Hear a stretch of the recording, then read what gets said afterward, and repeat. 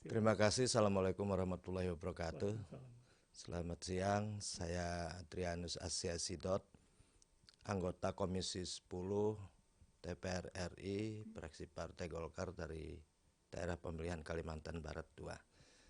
Terkait dengan rencana pembentukan pansus untuk tenaga honorer menjadi P3K yang diusulkan oleh anggota Komisi 2 dari fraksi Partai Golkar, yaitu Pak Doli Kurnia. Ya.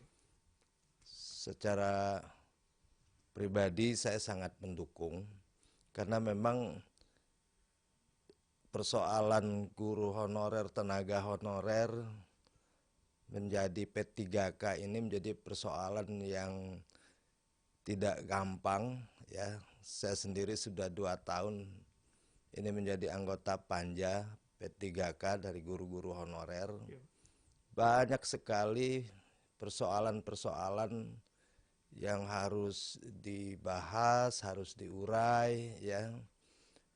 Mulai dari tingkat sekolah, daerah, kabupaten, kota, provinsi sampai ke pusat. Karena memang ini menyangkut banyak hal, ya.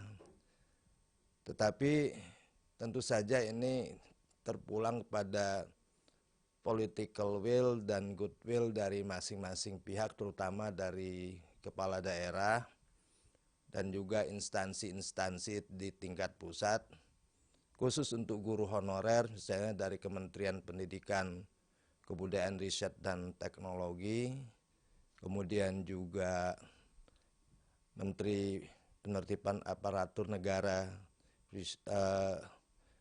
Reformasi Birokrasi, Kementerian Dalam Negeri, dan juga dari Badan Kepegawaian Negara, ya.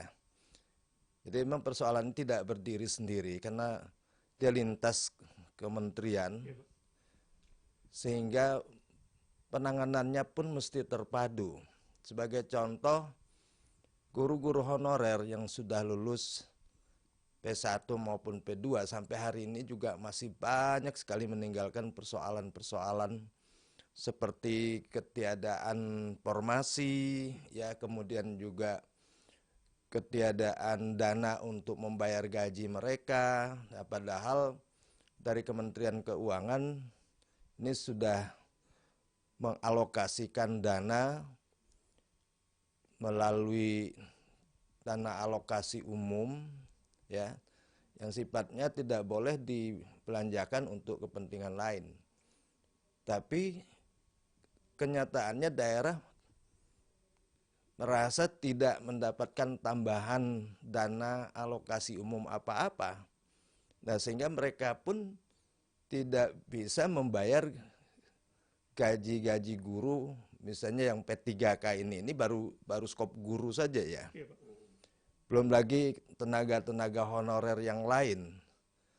Nah, jadi saya sangat setuju bila ini dipansuskan, nah, sehingga bisa lintas komisi, bisa lintas kementerian untuk membahas ini semua.